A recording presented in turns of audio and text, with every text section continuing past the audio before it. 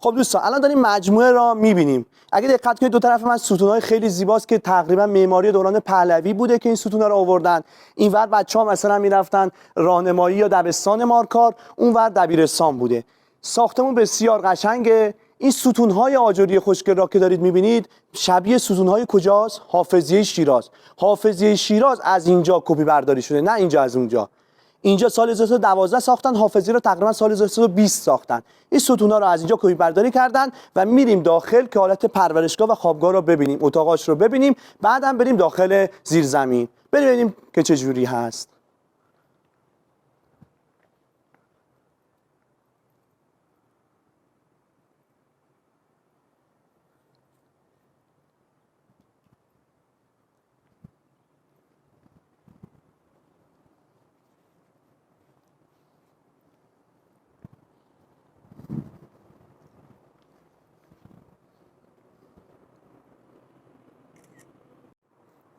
الان داریم میریم ساختمون موزه مارکار، در واقع ساختمون بنای پرورشگاه طبقه اول.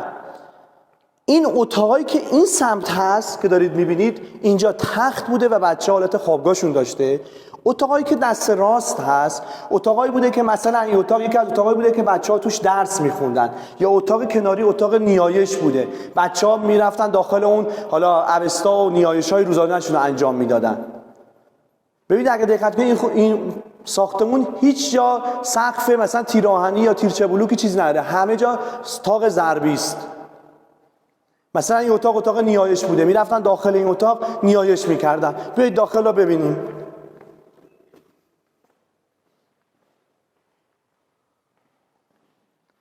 ببینید اونجا مثلا زده راه در جهان یکی است و آن راه راستی است که یکی از شعارهای مهم دین بهی یا آیین مزدی اسناست.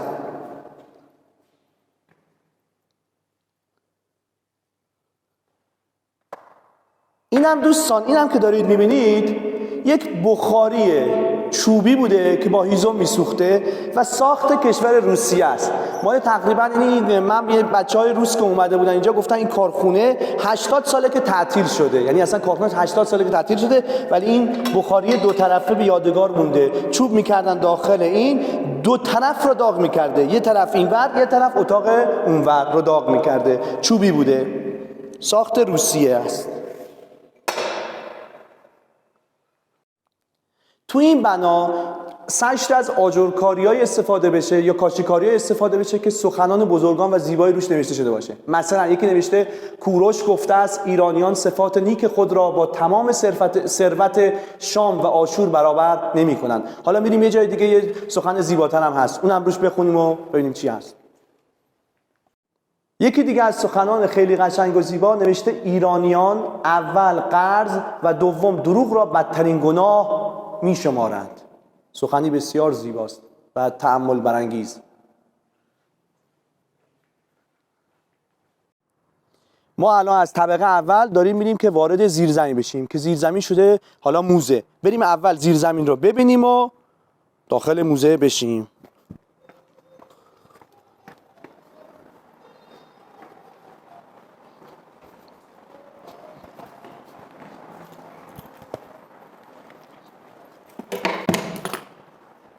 خب دوستان اینجا زیرزمین مجموعه مارکاره. وقتی میایید داخل اولین چیزی که احساس میکنید، حالا الان چون تابستونه و گرمه خنکی رو احساس میکنید و اگر زمستون بیاید داخل گرما رو احساس میکنید. دمای اینجا در واقع همیشه ثابته، 23 تا 25 درجه است. اینجا چون سطحش از سطح زمین پایین‌تر هست، دما تبادل گرمایش با بیرون کمتره و دما ثابته. پس کاربری که این زیرزمین برای این مجموعه داشته نگهداری حالا از انبار غلات و حبوباتشون بوده. اگه شما دقت کنید تو این مجموعه یه عالمه اینجور چیزای سفالی نپخته می‌بینیم که ما حالا زرتشتی‌ها و ما یزدی‌ها به میگیم تپو سفالیه که نپخته است، درونش مثلا حبوبات قرار میدادن. این قسمت ها اگه دقت کنید سیلوی گندم بوده، این پر از گندم بوده که اینجا یک دریچه داشته، یک دریچه رو برمی داشتن و گندم ها میریخته داخل اینجا. پس این زیرزمین چون هواش خنک‌تر یعنی دماش ثابت بوده، برای محل نگهداری حبوبات و غلات بوده. و این قسمت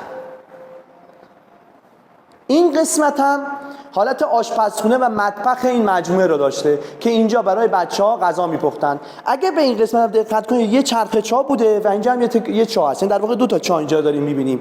اینجا آب تمیز رو از قنات می‌کشتن بالا، حالا به عنوان ظرف شستن، به عنوان پخت غذا استفاده می‌کردن.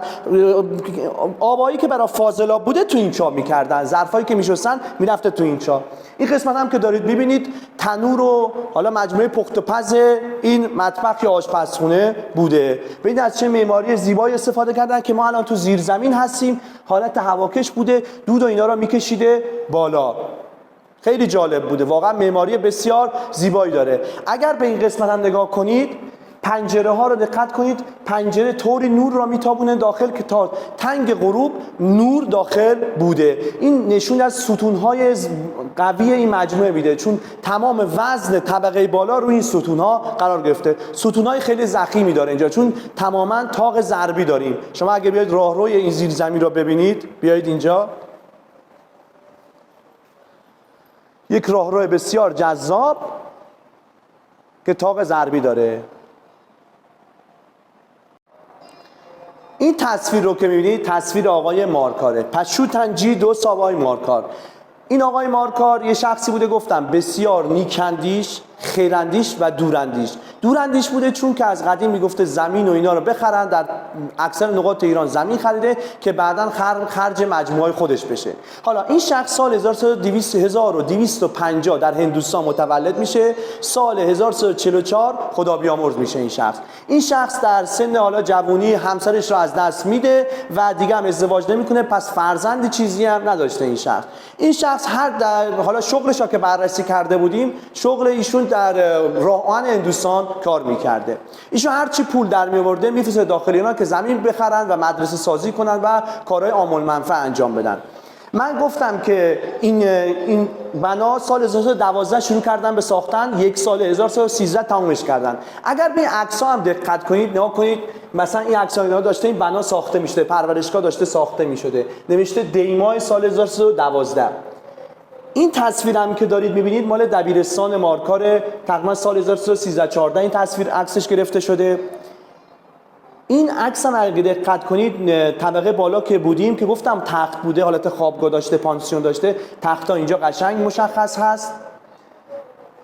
این هم اون ساختمون پشت این مجموعه پرورشگاه است که الان دبیرستان پسران مارکار، نشون میده که سال 1313 چه شکلی بوده، اینجا خالی بوده. حالا آقای مارکار یه کار خیلی قشنگی هم که انجام داده، این برج ساعت رو ساخته. این برج ساعت رو ساخته که دقیقاً روبروی اون دبیرستان هست که الان شده میدان مارکار. به این برج ساعت میگن گاهنمای فردوسی، چون آقای مارکار خیلی علاقه خاصی به فردوسی داشته و فردوسی رو دوست می‌داشته، اسم اینجا رو گذاشته گاهنمای فردوسی. این برج ساعت سال 1320 ساخته میشه. ساعتش ساخت لندن هست، در واقع ساعتی در اینجا کار کرده، یعنی کار گذاشته شده که کوک میشه و یعنی به سر هر ساعت به تعداد اون ساعت زنگ میزنه. مثلا اگه ساعت 5 بوده 5 تا زنگ میزنه که اهالی این منطقه میفهمیدن ساعت چند هست و مثلا سر هر نیم هم که میشده یه تک زنگ میزده، یعنی میفهم مثلا 5 و نیمه، اول ساعت 5 تا زنگ میزده، نیم ساعت که میذاشته یه تک زنگ دیگه میزده، میشه 5 و نیم. این پس گاهنمای فردوسی و برج ساعت مارکار که الان خیلی ها میگن که این برج ساعت یا میدان مارکار در مرکز ایران قرار گرفته. ولی خب یک سری بررسی کردیم دیدیم طول جغرافیایی تقسیم بر دو، عرض جغرافیایی تقسیم بر دو میشه نقطه مبدأ مختصات ایران. در واقع یه جورایی که حالا بررسی شد دیدیم دقیقاً توی نقطه هم قرار میگیره. شما اگه جی پی اس خودتون رو موبایل باز روشن کنید و این در اون نقطه وایسید، دقیقاً می‌بینید که تو کلمه ایران این نقطه شما وایسته، دقیقاً مرکز ایران هست.